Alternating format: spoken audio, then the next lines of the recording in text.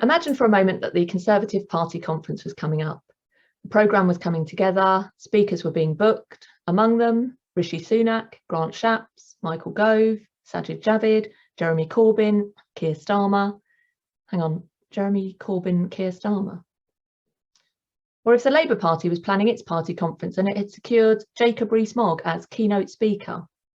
Or if indeed the Vegetarian Society, should they have a conference, had invited Michaela Peterson to talk about the merits of the all-meat lion diet.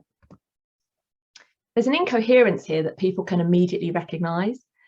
The assumption would be that there'd been some kind of mistake and that it would be perfectly fine to politely explain to Michaela Peterson, Jeremy Corbyn and Jacob Rees-Mogg that they won't in fact be required to come and speak at these events, but they're very welcome to come and listen if they're interested.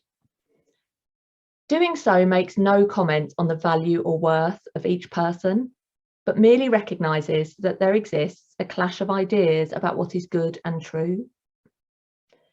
Imagine now that a Catholic school booked a writer whose works aimed at 8 to 12-year-olds promoted a lifestyle contrary to the Catholic faith.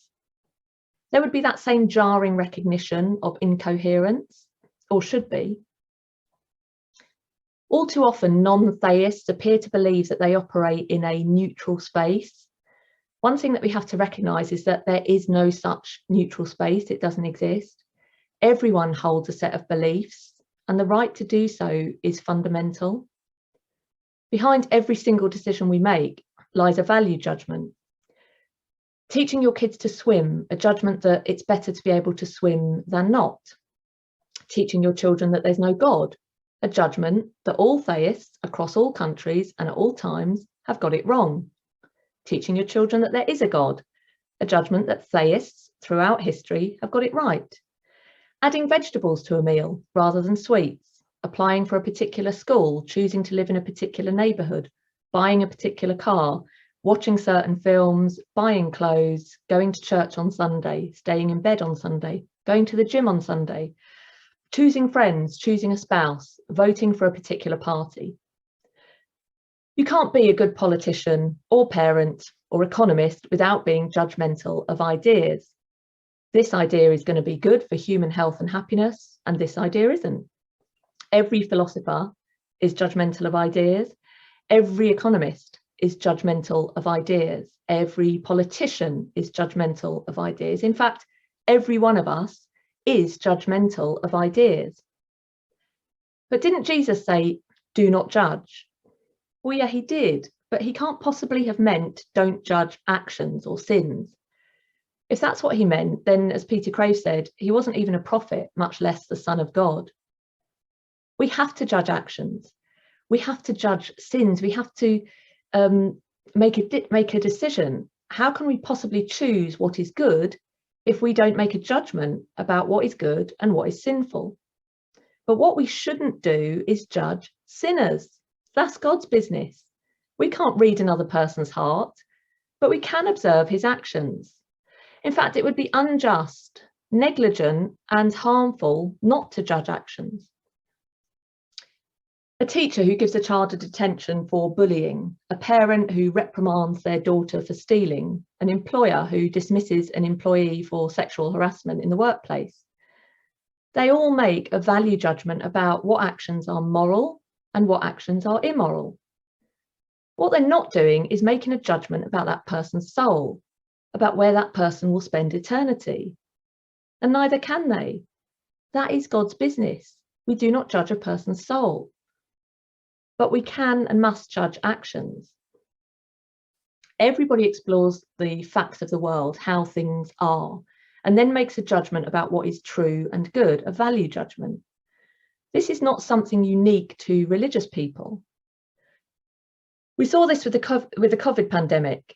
Factual information was received and then judgments were made. Wear masks, vaccine uptake, social distancing. When people observed incoherence between what the preachers said they believed and how they actually lived, they were rightly annoyed. People who claimed that the idea of social distancing would save lives and then did not adhere to those standards themselves were vilified for hypocrisy. Hypocrisy, incoherence, lack of integrity, these all amount to the same thing: a failure to hold to a standard of what you espouse to be true and good. In other words, a failure to really believe it. For a Catholic school to claim that it believes X is conducive to human flourishing and salvation, and then to arrange an event to promote Y, is hypocrisy. It's incoherent. We recognise it in every other field and we abhor it. In Scripture, Jesus asks us to beware the yeast of the Pharisees. The Pharisees are considered hypocrites. It's understood to be a failure to practice what you preach, but it's not quite that simple. We're all weak and sinful, so we will always fall short of practicing exactly what we preach, especially Christians.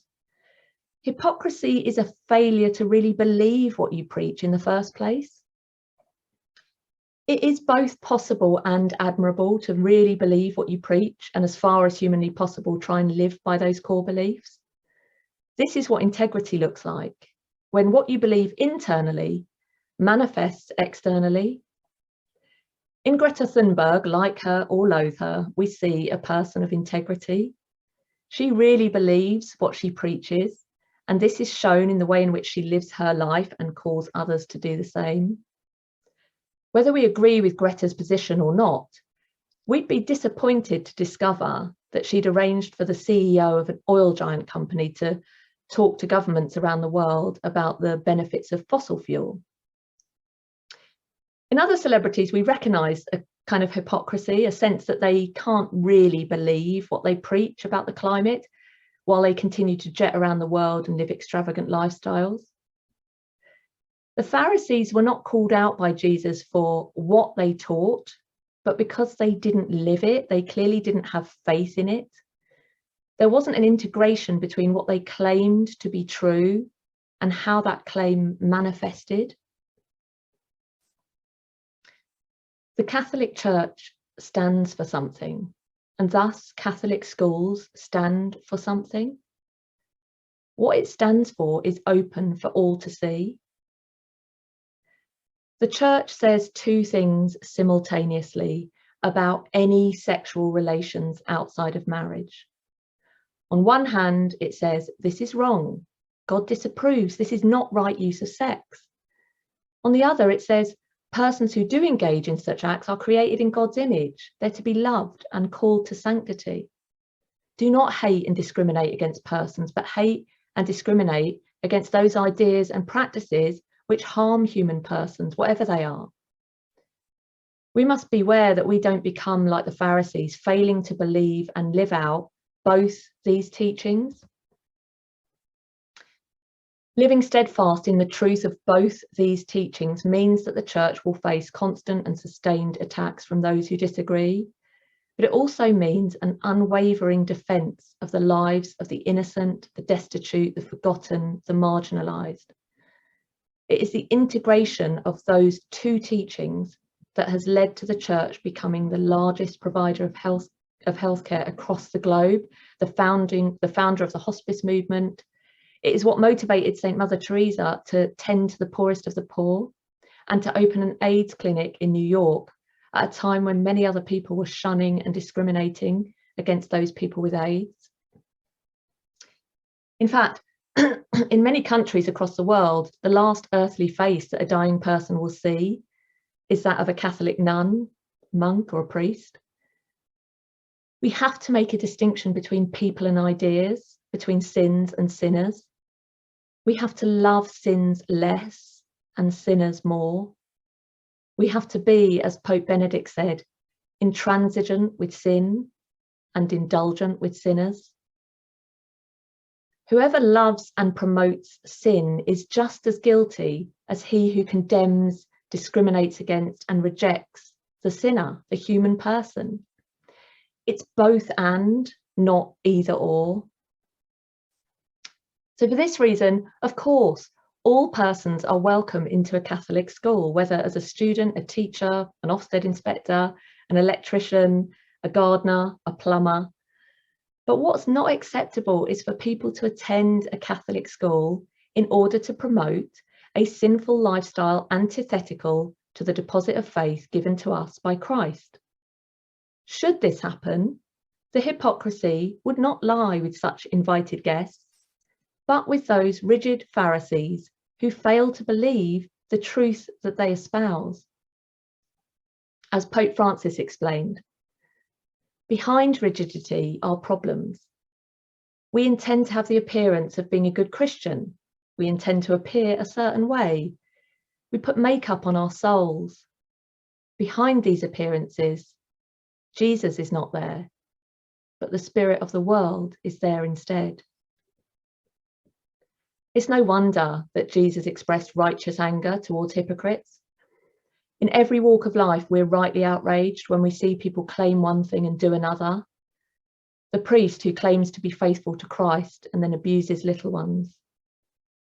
Politicians who claim to follow the rules that they set and then don't. Police officers who, instead of tackling crime, commit it. People who claim to stand up for fundamental human rights and then trample over the right to religious freedom.